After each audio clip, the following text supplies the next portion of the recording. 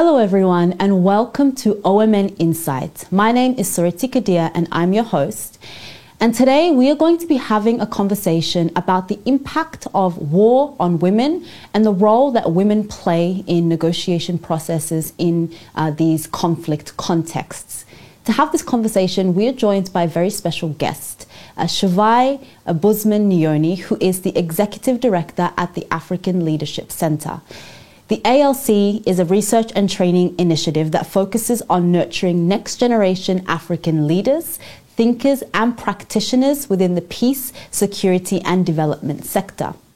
Shuvai is a gender, peace and security practitioner researcher and has worked extensively with a range of regional and national policymakers, civil society actors and academics in post-conflict and transitional countries on the African continent. Her work also includes investigation and documentation of sexual and gender-based violence in conflict settings. Prior to joining the center, Shuvai worked as the Director of Interventions and before that, Regional Advocacy Specialist for the Center for the Study of Violence and Reconciliation in Johannesburg, South Africa. Thank you so much for joining us today, Shuvai. I really appreciate you making the time to be here. Your bio is a little bit more extensive than what I've read here. Your experience is very vast, but this does give us a snapshot into the expertise you have in this area. So again, I thank you for making the time to have this conversation with us. Thank you so much, Surati, and thank you very much for the invitation. And honestly, I think you could have just left it at Shuvai is an African and she's a woman and she loves the continent. And that would have been sufficient, yes? Wonderful. So we're going to have an extensive conversation about the impacts of war, particularly the way that sexual violence is weaponized in war against women and how this impacts communities, and also the role that women, or the lack of presence that women perhaps have in the negotiation processes in these conflict contexts. And we'll start from the context of sexual violence, because a lot of your research and work has involved documenting gender and sexual-based violence in conflicts. And many of us are familiar with the idea that, you know, women are central pillars of communities, and there are popular sayings like, you know, you educate a woman and you educate an entire community. When women become victims of sexual violence in war, what is it that this violence, in your view, and from the research that you've done and from your experience in this area, what is it that this violence is trying to take from or destroy in women? And then can we make a connection with what is being taken from and destroyed in the social world or community that that woman belongs to? So thanks for that question. And I think in responding, I'll take us back a few steps. And I think there are a number of things when we think about especially sexual violence and violence against women in conflict that we ought to understand and what it is an expression or a manifestation of. And it's a manifestation of a number of things that probably already exist in a society before the conflict or the war, but then are made more obvious or more prominent during the conflict. So the first thing is the gender relations in a society, how society is organized around gender, around understandings of gender. And by that I mean our differences, the roles we are assigned as men, women, other people who are outside of those boundaries of male and female. And that has an impact when we then transpose sexual violence in conflict, right? The other thing is around structural violence in a society. So the violence that exists in the fabric of our society, that is institutionalized, that is systematic, that is every part of everyday existence. So if you think about in societies where there's police brutality, right? It doesn't, when you then have a conflict, it's then very simple or very easy for us to see security forces brutalizing or violating citizens. So that's what we mean by structural violence, or the way in which your daily living in society exposes you to insecurity, to not be safe, and to almost have a certainty of a disadvantage when it comes to your bodily or physical safety. a professor from the Caribbean has described it, and her name is Tonya Haynes, and she has described it as you're marked for death, right, just by your very existence. And this is also based on inequalities in society. So there are those who in society, because of inequality, because of our class, because of our structures of society, who are by virtue of where they're placed in society are victim almost, just by virtue of them living. And so then when you think of conflict, the structures which we understand to protect us are almost you may not be you cannot benefit from them because you already fall outside of that. So then, and that's in a normal situation. So when it comes to conflict, it's almost as though you are already immediately part of that sector of society who is not protected. The state is almost unable to even protect you or to prevent the violence. And then the third thing is that, in my experience at least, and on our continent, we have a number of patriarchal societies. And I don't mean patriarchy only in the sense that men are superior to women or men seen as superior to women, but just the hierarchy that we have even amongst women or amongst men. So these are things, again, class, caste, religion, profession, whether you are educated or not educated.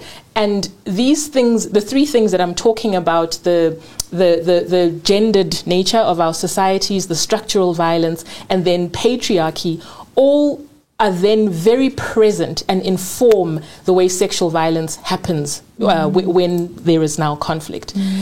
So coming back to your question about what we lose or what is affected in context of conflict, and when women especially, but also men and boys are violated sexually, the sexual violence almost comes into it almost is as though what happens during peace times, right, is exaggerated, because we are in this context where there are arms involved. So before, maybe we are not seeing guns and bombs and explosives and people in uniform, or even our neighbors carrying weapons. We're not seeing that on a daily basis. But now we have that kind of situation, and then we have these other enablers of violence against a body, against a human body, whether it's a female body, a male body, and and because this is a conflict situation, it's a quest for power and power over, right? Whether it's a group, a big group, a small group, but in conflict, it's a quest for power over something or someone, and this then interacts with all these other things I mentioned, and in order to break down, in order to gain that power over, or that control, or that influence over.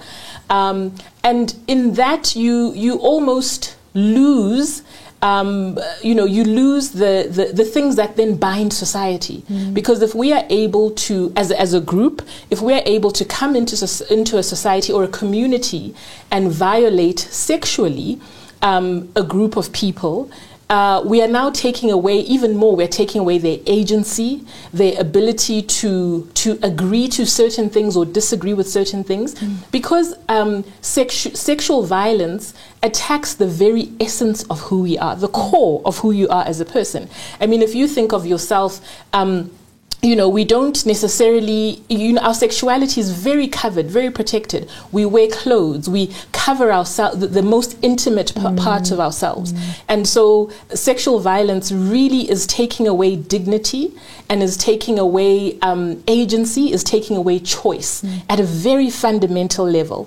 I think maybe also just to add that, in my experience, when I have interacted with and spoken to survivors or communities where there has been sexual violence, they often feel as though what women especially represent, or those who are victims and are survivors, what those people represent in their community has been targeted.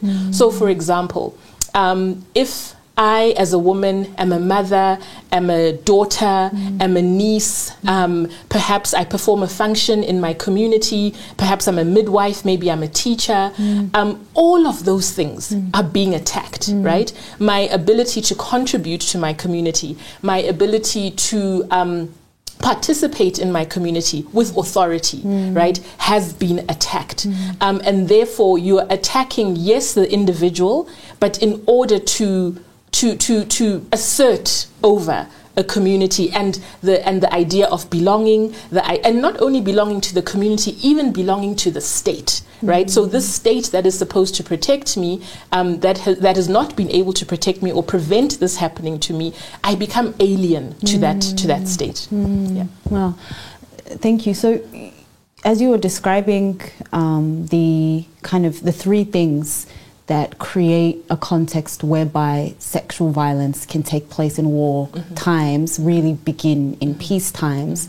So the understanding that I was getting from that, and I'd love your feedback and interaction on this, is that so if we're to minimize or eradicate completely the presence of sexual violence as weapons of war, then really we've got to begin with, I guess, understanding where cultures of sexual violence already exist, or oppression against women or all people really exist in our day-to-day lives, again in peace times. Is that how you would think about it? Or?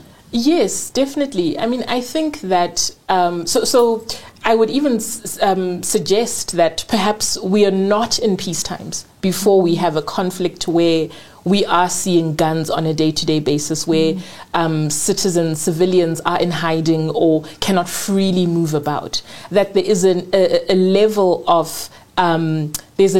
of conflict already taking place, right? That we may not acknowledge, because for the most part, children can go to school, women can conduct their business, they can go to the market, they can sell their wares, men can, have discussions about politics in very robust ways, and they're not necessarily in fear of who's listening or may they end up being thrown into prison. So I would suggest that in many contexts, we as Africans, we as civilians, almost live in a state of negative peace. So there is no actual violence, physical violence, but as I said, there's all this structural violence. You're unable to get medical treatment for your children or for your family because you come from a particular place or because you exist in a particular way. You don't have access to education the way that the people across the river may have access to education. These are all forms of violence, I believe, that already exist within our societies. So certainly, as you say, in order for us to address the sexual violence that happens in conflict, we have to be quite honest, I think, about our situations and the extent of violence in our communities, in our societies. We have some societies, some countries where they may not be in a state of active conflict, but the number of deaths because of guns, because of small arms and light weapons on a day-to-day basis is so high that it's comparable to a conflict situation. If we think about South Africa, for instance, that has a very huge problem with gun violence and with the presence of small arms and light weapons, and you compare it with a country where there is conflict, sometimes you wonder which one has war and which one is at peace, supposedly. So I would certainly say the answers to how we address sexual violence in conflict begin before we arrive at the conflict, but also in answering some of those questions, because it leads us to actually have a real understanding of our societies. It actually would lead us to perhaps even not having conflict, right? If we were to answer some of those questions. And also understand who we are and how we live together as male, female, from different ethnic groups, from different communities, from different classes of society, which are quite difficult conversations to have, and not many of us are, I think, willing to start, because where do you start? Yeah. This language you use of negative peace, it's really quite powerful, and it's something I really relate to, because I'm interested in moving away from the sight of just ceasefire. Not to say that ceasefires are not important for facilitating things like access to humanitarian aid, or people being able to return to some sense of normalcy in their lives and move around, without the presence of high levels of militarization in their communities. But ceasefire as the last and ultimate site for peace is, I think, just not good enough when you think about, especially in the context of Oromia and other areas that are experiencing conflict or have experienced conflict in Ethiopia, whereby people are often resisting the state and are choosing to do this through arms because they feel like they have no other alternative based on the level of state violence and how this has continued over generations in the context of Ethiopia.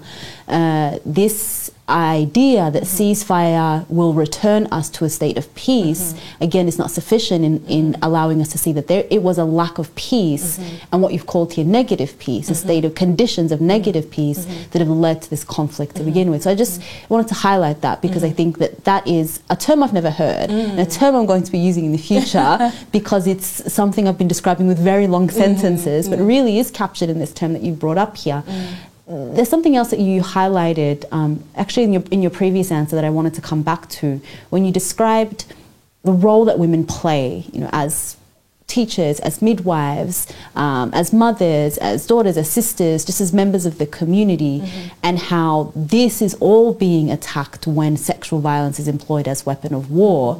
And then when I think about those roles that really keep society together, that keep things going from one place to another, that keep people connected, create a sense of home, when the state allows sexual violence to be used, or uses sexual violence in context of war, it seems that it's trying to ensure the community is actually not able to rebuild afterwards, and it feels genocidal against the entire social context. And it seems that the entry point of women's bodies, because if that part of you is so destabilized and you can't re-engage or function as midwife, teacher, just part of the community generally, then that community is going to really struggle to rebuild. Has this been what you've seen in your research in these conflict areas, or? Yes, I mean, I think there's a lot of, but before I respond to that, let me just make a quick note on negative peace, and it's certainly not my term, it's not a term I have coined, and for those who might be watching and listening and are students of peace and security or peace building, Johan Galtung, who also talks about structural violence, would be a good place to go to, because he talks at length and has written at length about negative peace, structural violence, and how societies about attitudes, beliefs, context, and how that contributes to structural violence. But coming to the question about the ability for those who have survived sexual violence to and how that contributes to peace post the conflict, etc. I think we have many examples across the continent. If we look at Liberia, if we look at Sierra Leone, if we look at Rwanda, in the Congo, Eastern DRC, where there's continued fighting. Where we see the impact that sexual violence has on many levels for women, for girls, and also men and boys. And certainly, as you're suggesting, Soreti, the inability or having inadequate responses to those impacts of conflict certainly diminishes the ability for communities to rebuild. And of course, human beings generally are resilient. So there will be rebuilding, there will be getting on with life. Because also, I mean, from my experience, what I've seen is in the immediate aftermath of violations, of an attack, all people want to do is is to survive, to get to the next day, to be able to eat, to be able to provide for their families, etc. But it comes at a huge cost. And what is the cost? The cost is, I think you've already alluded to this, is physical harm. So just the harm that a body has experienced or has withstood in a violation.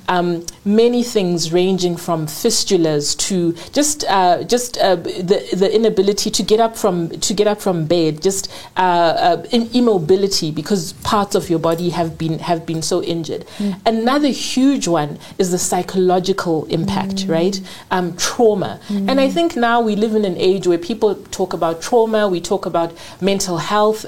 People have a general knowledge of it, but I think it's not sufficient to just acknowledge in passing because there are deep psychological imprints of violence, and even if it's not sexual violence, even just having been shot perhaps, or having experienced an attack on your village, deep psychological imprints of those experiences.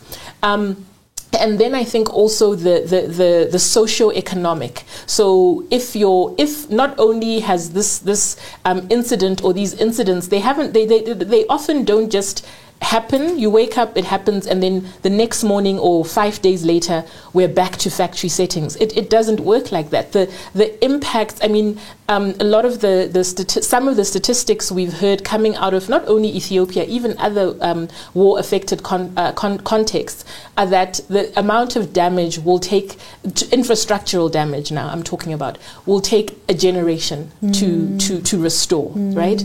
So. The inability, therefore, to address those things directly,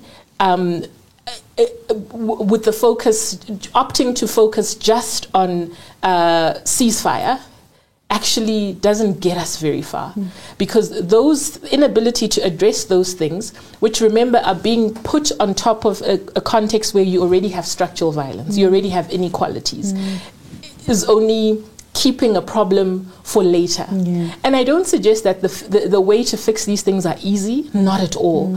But I think they require much deeper thinking and much more participatory approaches to actually resolve. Thank you. Okay. So coming to talk about negotiations, peacemaking processes, when I watch these processes, particularly that are focused on ceasefire, take place in war settings, one example can be Tigray, and what the push for one also happening potentially in Oromia is another example. But we can also take other examples on the continent, and South Sudan can be one, a context that I know you've worked directly on as well. Women also fight in these wars. They are soldiers, they are leaders, they command battalions, they make sacrifices, but they are almost completely non-existent at these negotiation tables. I fear that there is an assumption that this doesn't really make a difference, or this doesn't really matter, meaning, it won't make much of a difference whether to the outcome, whether there are women present or there are women not present.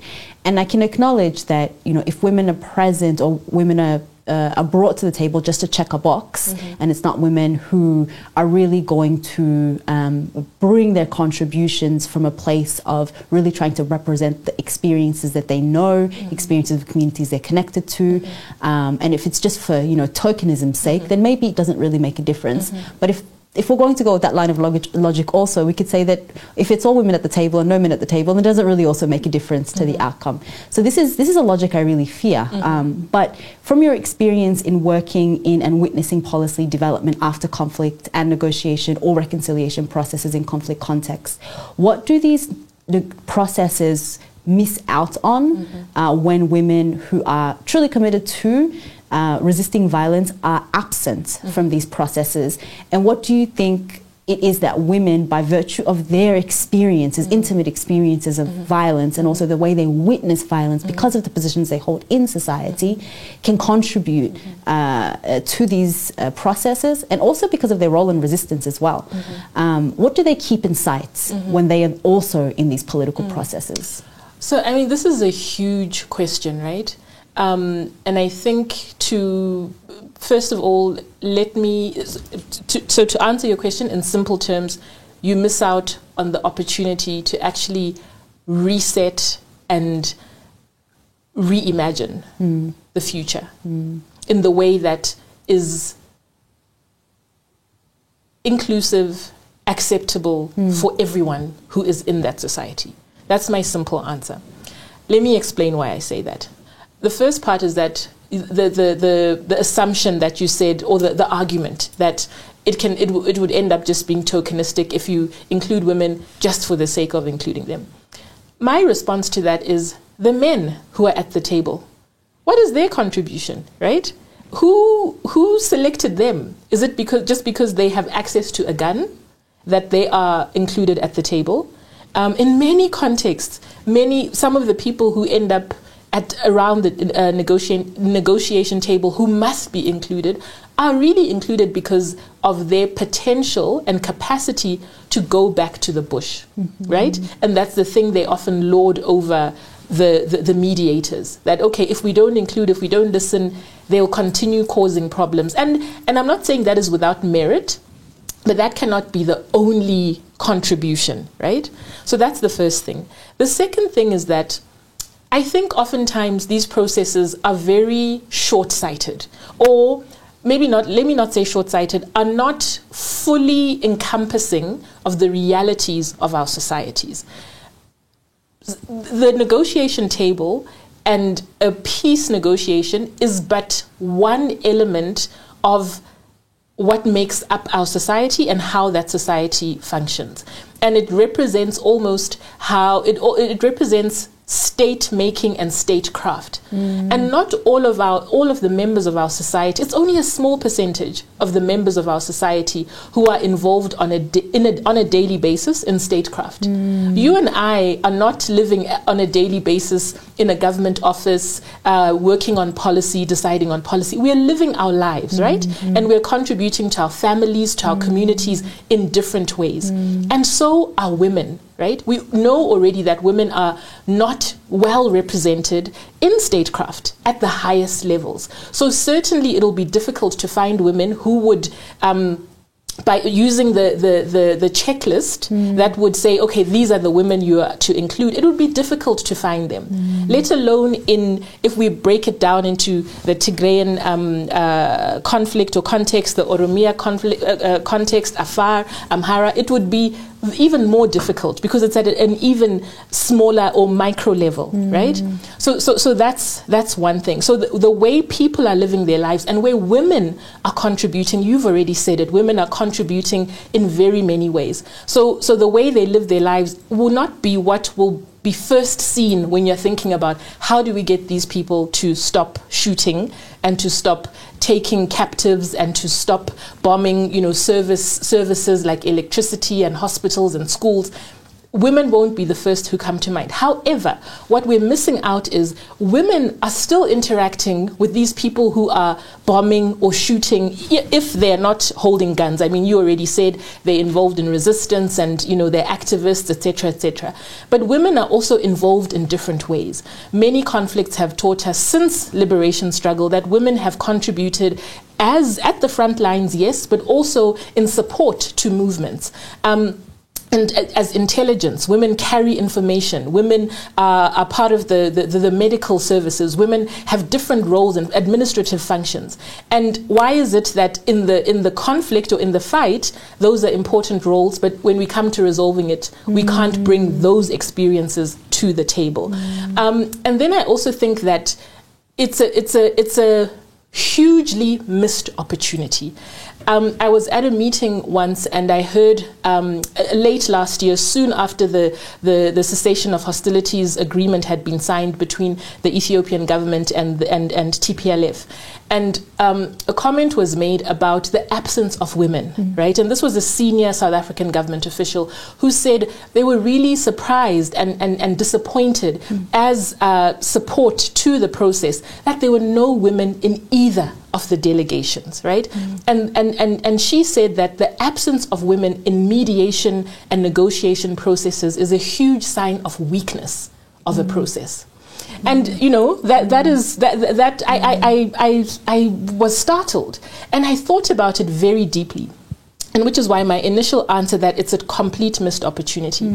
It's a missed opportunity because as I said before, our societies are complex, right? They are gendered, there's structural violence, there are all these things that there are a whole lot of people who are ordinarily missed out in times of no conflict.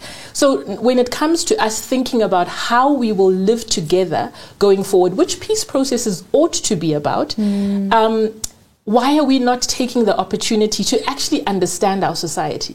To say, let's bring women, let's bring people with disabilities, let's bring young people. And of course, the huge negotiation table may not be the place, but let's find a way to make sure that, yes, I can see someone who looks like me in that big process, but also other people are feeding in, so that we are actually going into it with a truer picture and truer knowledge of what our societies look like. And we are actually giving ourselves the opportunity to use the true nature, the true look of our society as we forge a way forward.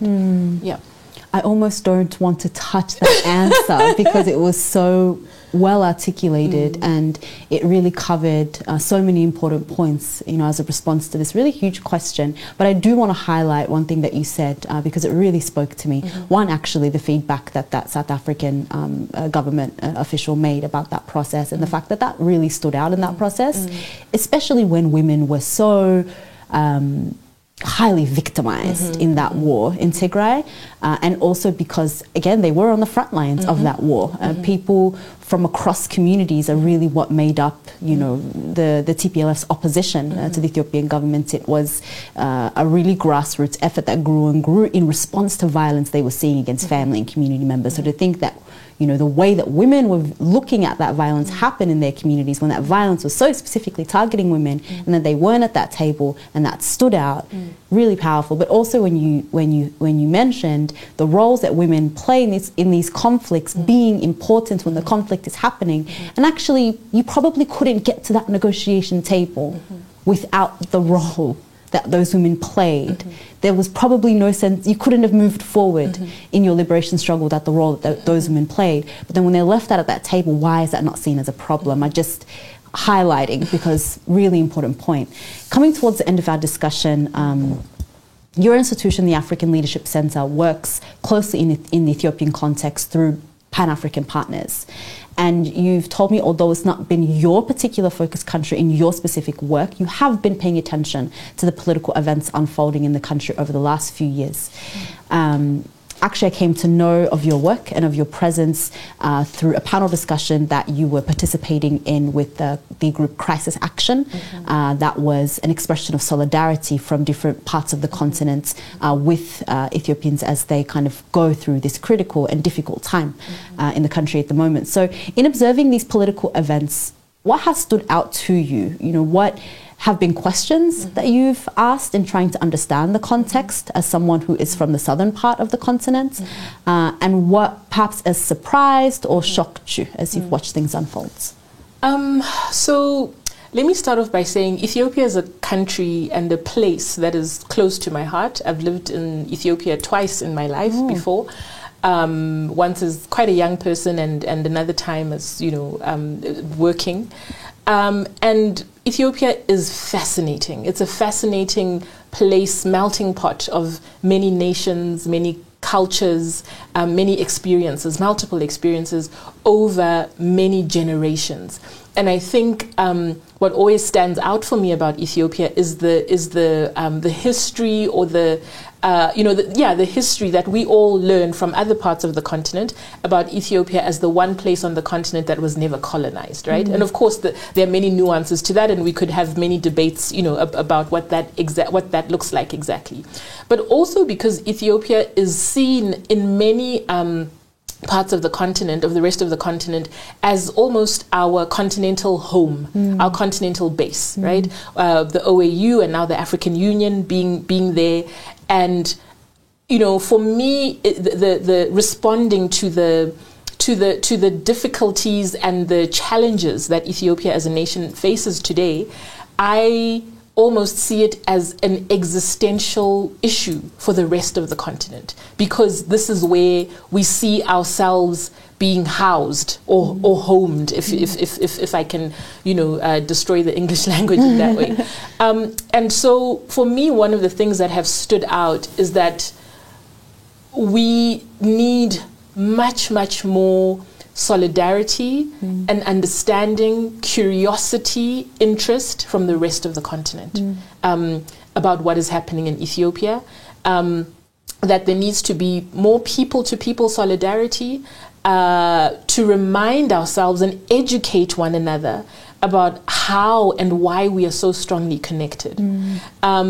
I think also for me is I won't say absence so much, because many commentators have talked about an absence of leadership at a continental level in responding to some of the challenges faced in Ethiopia. But I will say are the questions about leadership, asking ourselves what kind of leadership responses are necessary to not only Ethiopia but the region, the Horn, and the rest of the continent. What does the future look like for the next generation? Because I think for us, we are already living it, but we have a responsibility to the next generation and ensuring that they have a fighting chance.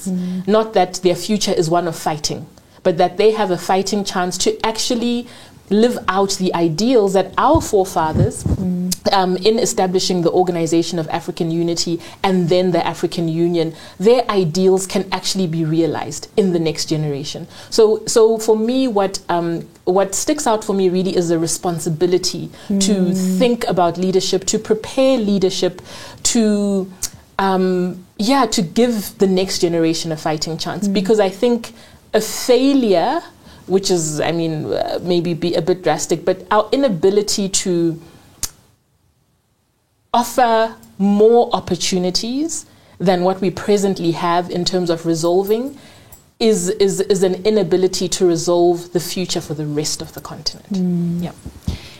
It's great and interesting that you brought up the narrative of Ethiopia being known as the country, and obviously you mentioned with nuances, but as a country on the continent that's never been colonized. Because that was my potential follow-up question, is have you ever heard that Ethiopia is a country that's never been colonized? Always. Okay, because that's the narrative that is present really in all the engagement that I've had with local activists and practitioners in the conflict security area about Ethiopia in Kenya, and really everyone else that I've met from the continent that have these conversations or engaged in this work. And it's interesting because I want to provide perhaps a different way of looking at this, and I'd love your feedback on it, as you really talked so well about this responsibility and solidarity. And if this alternative that I'm going to give you now was the case, how would that feel to the relationship that you have now described that you kind of have to Ethiopia as this place of belonging, as this continental home, as you described, which it has provided so many people from across the continent a place to see each other as together through narratives. It's pushed around Pan-Africanism, the role it's played in building that as an institution across the continent. Ethiopia, I think, if we can look at it from the perspective whereby not only was it not the only country that was never colonized, but that it is the only country on the continent that has perhaps never engaged a decolonial process.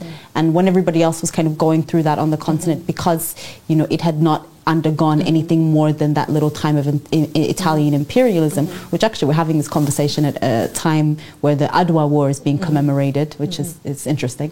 But because it was just that small time of Italian imperialism and supposedly nothing more, colonization was not the name or the label given to the process of state-making that it went through. But from another perspective, it could be considered that the dynamic of empire coming and meeting or colliding with local diverse people of different identities, linguistic, cultural, national, religious, etc., and consolidating them into a state was actually a process of colonization, and that all of the conflicts we're seeing now are rooted in trying to get free from that original violence. So if that was the case, how do you think this solidarity could respond to the prospect that Ethiopia, to resolve all of the harm that is currently going on in a number of different ways in the country, manifested in a number of different political violences, social violences, needs to actually go through a moment of decolonial decision making collectively. Also, Ethiopia, I don't know if we can say has ever had a moment of collectively deciding its political fate through elections or anything similar to elections where they've been free, fair, and people have really decided. So this is a question, do we have a state actually that people who are currently living in it, that 100 million people, have never actually made a single decision, any part of any generation has ever been involved in making a decision to create that state at any part of its existence? And if that's the case, how can the rest of the African continent respond to Ethiopia? It's a bit of a wide and loaded question. But I mean, it's a fascinating question and probably would make a really fascinating PhD thesis. But I think, but important, a really important question, because I think one of the other things that we don't often say very loudly is, or question, let me say question very loudly, is how African Ethiopians feel. Right? Are they African? Do they feel part of the rest of the continent, or don't they? That would be the starting point. And then I think building on what connects us, therefore, in that way. I mean, I've heard people say that, oh yeah, the AU is in Addis, it's in Ethiopia, but Ethiopians don't, they don't care about it, or they don't see how it makes a difference to their day-to-day lives, right? Other than maybe the income that comes into the country because of all the activities that happen at the headquarters at the AU Commission. So that, for me, that would be one conversation, right? Investigating and just dialoguing around what connects us. The basis of unity when the OAU was started, as the rest of the continent was going through these struggles for liberation, the basis of unity when the AU was then established, does that still exist today? And if so, what are the terms of that? And then I think the examples that we can take from the rest of the continent, right? And maybe not so much at the point of independence, etc., because I would argue that the rest of the continent is still undergoing this decolonial, all the studies on decoloniality and how we really how do I say, disembed ourselves, right, from, what we've inherited from colonialism, and those processes. But the questions about who we are, which are fundamental, and what has made us who we are and who we want to be, I think how other societies, other countries have navigated or are still asking and navigating those questions, the lessons from that, I think, are useful for Ethiopia, because I don't think we can all necessarily go back to that point of, I mean, there's some things that we can't do because of time passing, but there are other conversations that can be had in very creative ways. I mean, there's talk of a national dialogue process and all these other things. What are the questions that would be asked in a national dialogue process, right? What are the parameters? How far back do we go, right? If we want to really genuinely understand. I mean, you talked about the process of nation building or state building, whether it was a nation that was built or a state. I mean, those are other questions. But are we even able to go back there? Or does it completely mess with what we have understood all this time to be what we believe we are to be today? I don't know if that makes sense. It does make sense. And the question that comes to my mind is, because I think for Ethiopia, if we don't go back that far, I don't think that the healing that the people need at a very grassroots level can really be offered.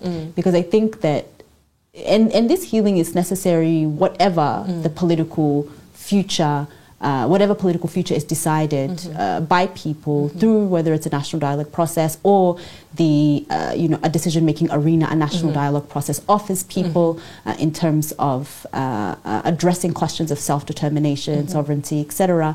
But even whichever way that goes, still I think the history of Ethiopia and how it came to be, and the violence that different people groups experienced to create Ethiopia, I think if we don't go that far, I wonder if we will continue to see the same tensions boil over again and again. But it's not an easy thing to do, right? These are really sensitive conversations that transcend generations. It's not just now, you're talking 1, 2, 3 generations back.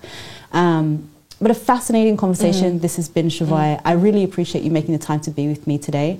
And yeah, thank you for your insights. And thank you, Sariti. Thank you so much. I hope my comments have been useful to your viewers and your listeners, and thank you so much for the opportunity. You're most welcome. They have been. Thank you. Thank you so much for tuning in, everybody. We have been talking to the Executive Director of the African Leadership Center, Shuvai Busuman Nyon, about women, peace, war, and really overall about the context politically and socially that Ethiopia is facing, and also some of its historical dynamics. I hope that you have enjoyed this conversation. You have found it insightful, interesting, and beneficial. My name is Sariti Kadia. You are watching OMN Insight. I'm your host, and I look forward to seeing you again next time.